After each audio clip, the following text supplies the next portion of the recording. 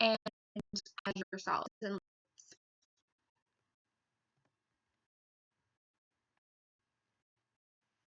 So let's start out with reviewing what matter is. Matter is anything that has mass or weight and takes up space.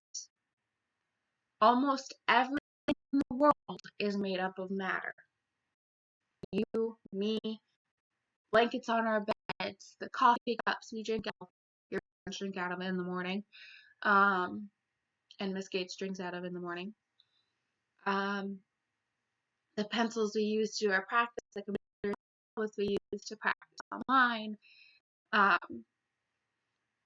milk, ice. Get into those a little more in a little bit, but all of those things are matter, or are made up of matter.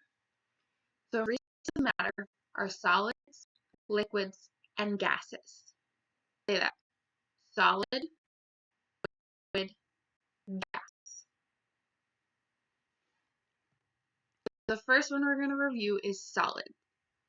Solids have a definite, constant shape and a definite or constant volume.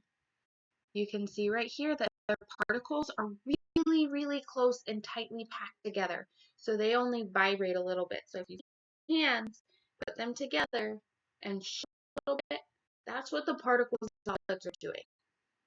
So examples of solids would be the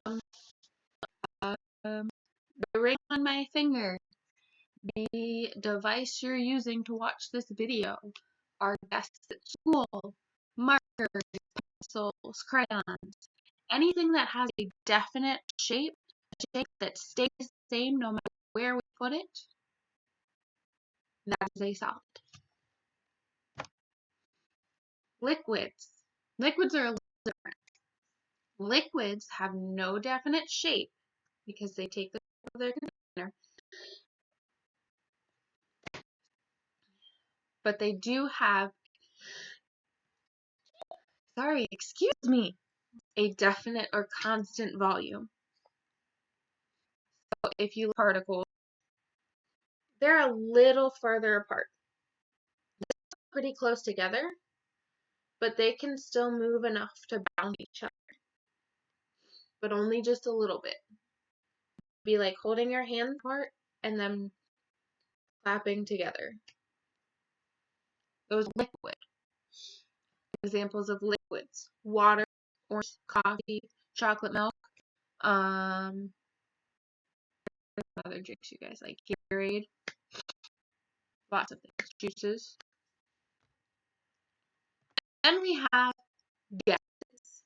Gases have no definite shape.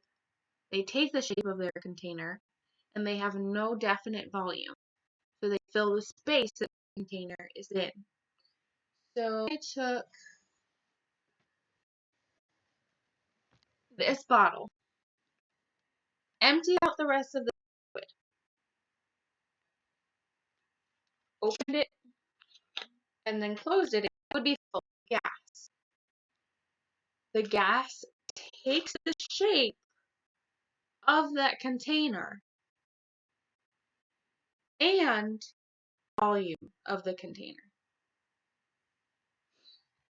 Particles in gases are really far spread apart, and they move fast, bouncing off of each other all the time, bouncing off the sides of the container. They're constantly moving. So let's go back for a second. Examples of gases: oxygen, helium in a balloon, carbon dioxide, water vapor, steam. Those are all gases. So now we can move to how we measure solids. When we're measuring solids, we talk about mass. Remember how we said that matter is anything that takes up space and has mass?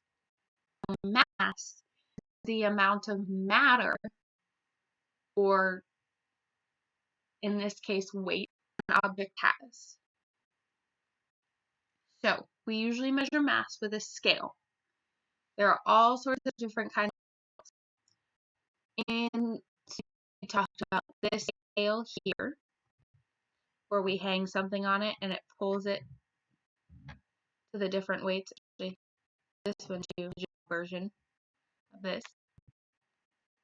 We talked about our balance scale, and then just the regulars we have at home. When we measure mass, we use pounds, ounces, grams, and milligrams.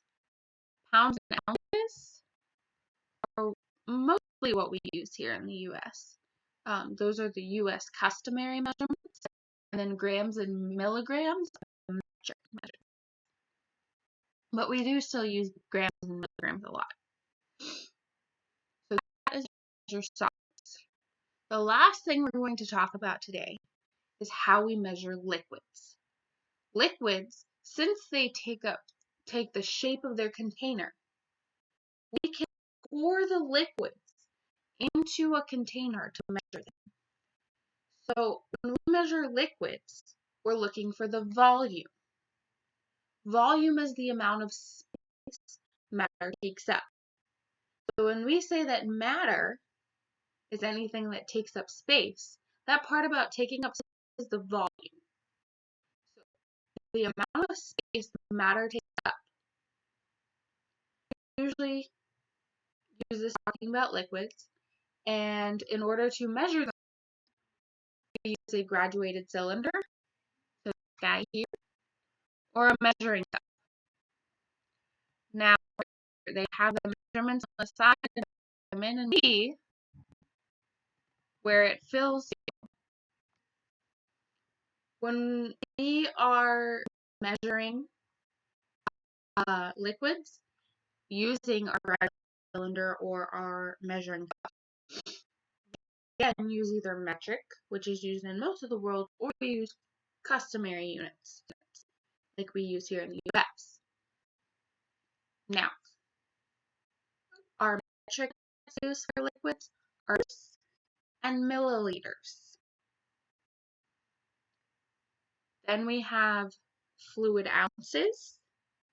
Now, when we talk about pounds, about mass, we talked about ounce. That's just if I took this pillow and I put it on a scale. How much does that weigh? When we're talking about ounces, we're talking about liquid. So we have liters, milliliters, fluid ounces. We get to our gallon, man. Customary units. Gallons, quarts, pints, and cups. Those are the ones you are most familiar with. But liters is also really because you can buy soda in liter bottles and 2-liter bottles.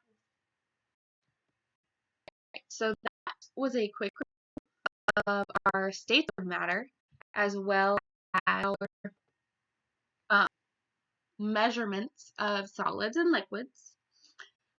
I hope you enjoy your activities on your choice boards. If you have any questions, feel free to reach out to your teacher.